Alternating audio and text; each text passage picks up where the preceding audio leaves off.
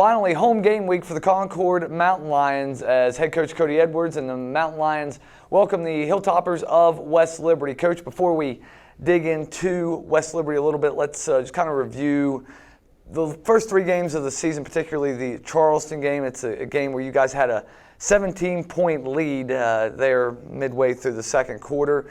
Kind of let it slip away from you, but a lot of good things here. The passing game is electric. You got a quarterback that's leading the country in yards passing per game, and Tyler Mizell. You've got three receivers that are explosive, and then the running game has kind of had its ebbs and flows. What have you liked about your offense so far? Yeah, I think offensively, we've been clicking on all cylinders at times. Mm-hmm. There have been times where, if you look at all three games, there have been times we sputtered offensively, where we couldn't sustain drives, or we took some bad penalties, or things of that nature. But overall, I think our offense has been clicking on all cylinders.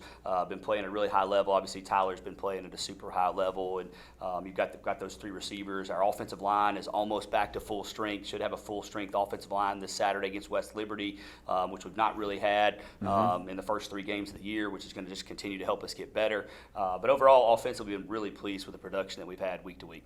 Defensively, you haven't been able to get a ton of pressure on the quarterback, but you've still forced all three quarterbacks to throw the ball to the Mountain Lions. You guys have 5 interceptions through 3 games. Last year only had 8 interceptions for the entire season, particularly the back end of that defense. What are those guys doing to create turnovers? Yeah, I think we do a pretty good job of kind of disguising some coverages on the back end. We've been kind of at certain positions, kind of a revolving door at times. We've not played with consistent 5 guys in the defensive backfield, really in any of the 3 games up to this point. So should be back to more full strength this week against West Liberty. But those guys do a really good job of disguising coverages, and if we can put doubt in the quarterback's mind and maybe the offensive coordinator's mind of what coverage we're going to be in, if we can show one picture and move to another, it gives us an advantage and helps us be able to take advantage, maybe some errant throws here and there. Statistically, Nehemiah Scott's probably your best defensive player, but you've told me in the past that Corey Radcliffe is kind of the quarterback of that defense.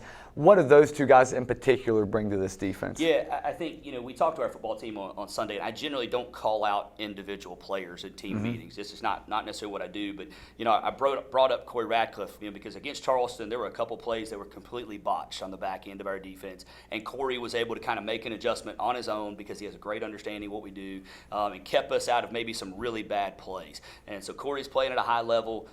Nehemiah Scott's playing at a really high level. At backer, Jonathan Williams and Xavier Ellison have played at a high level here and there. Miles Pratt came in last week and gave us some really good minutes, 2 full quarters last week against Charleston.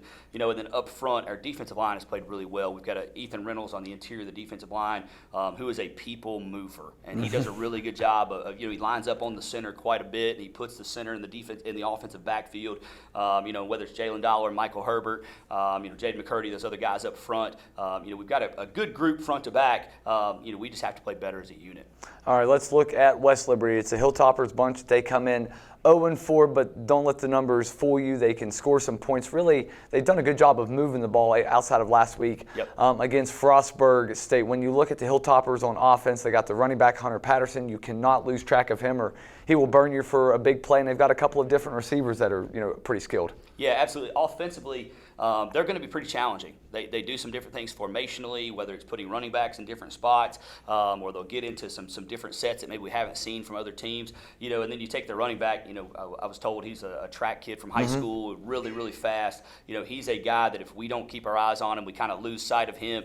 He can make an explosive play, and that's where we've talked all week. And even in previous weeks, is explosive plays are differences in football games. And I think we did a good job last week of, Charleston limiting some of those explosive plays, maybe compared to previous weeks. But last week, our issue was just the penalties that we had. I think if we can play penalty free, really challenge what they do offensively, and we can hold their, kind of their playmakers kind of in check, I think we can have a pretty good day defensively. But they're well coached. Head coach is an offensive guy by trade, so they're going to bring a really well-oiled offensive attack into town, and they've got some playmakers who have to be on our P's and Q's. All right, you talk about Coach Walleye on the offensive side as defensive coordinator. Coach Jeff Monteroso's been there, almost as long as Coach Walleye has, which goes back 2 decades.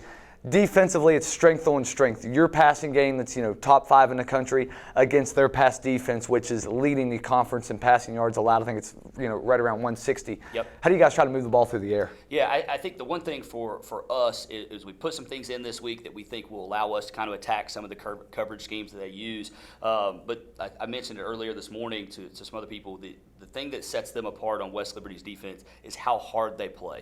They're well coached. They know their responsibilities. Very rarely do you get them out of gaps or out of coverage, or they blow coverages, and then they play really, really hard on top of that. So that's a hallmark of a quality defense is if you turn on the film and you can see that they're playing really, really hard. And West Liberty does play really hard on defense, but I think, hopefully we've been able to game plan pretty well all week. We've had a good week of practice. We think we've game planned some explosive plays here. We've game planned some quality run plays this week to be able to kind of allow us to move the chains, which is where I think in times offensively, we've relied on the explosive play, or we've relied on the big play rather than focusing on sustaining drives. And we might have an explosive play for 50, then we might come back the next drive and be 3 and out in a minute and 12 seconds. And for us, the focus this week has been really on sustaining drives and moving the ball methodically down the field and then finding those explosive plays around those methodical drives. Okay, intangibly here, this is traditionally over the last 15 or so years a series where the home team has won, and Concord is at home on Saturday, of course. West Liberty's only won once in Athens over the, going back to like 2010. How does this crowd, how does this environment, obviously there's a lot of support, there's a lot of energy right now around this football program. How does this crowd and this community play a part in Saturday's game? Absolutely. It's something we've been talking about since I got here, whatever it was, 254 days ago. Now that we talked about that earlier. But something we've been talking about, the game day atmosphere here, we need it to be one of the best in the Mountain East Conference. And I think, the energy and the excitement around our football program, while we're only 1-2, we've played well, we've been competitive in those games. I think the energy around our program is pretty high.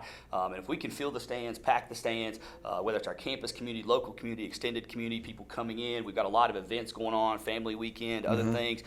Should be a great crowd, and I think it's really important for the fans and supporters to understand crowd makes a difference in football games. Yeah, absolutely. And if we can have a great game day environment, it's going to help push us to victory, whether that's through our cheer program, whether it's through our band, it's fans cheering in the stands, it's the music we play on game day. All of those things go into ultimately how well our players play on Saturday. Home debut for Coach Cody Edwards as the Mountain Lions welcome the West Liberty Hilltoppers to Athens on Saturday. Hope you come out and join us at Callahan Stadium. Kickoff 1 p.m. for the head coach Cody Edwards, Wes McKinney, and we thank you for watching.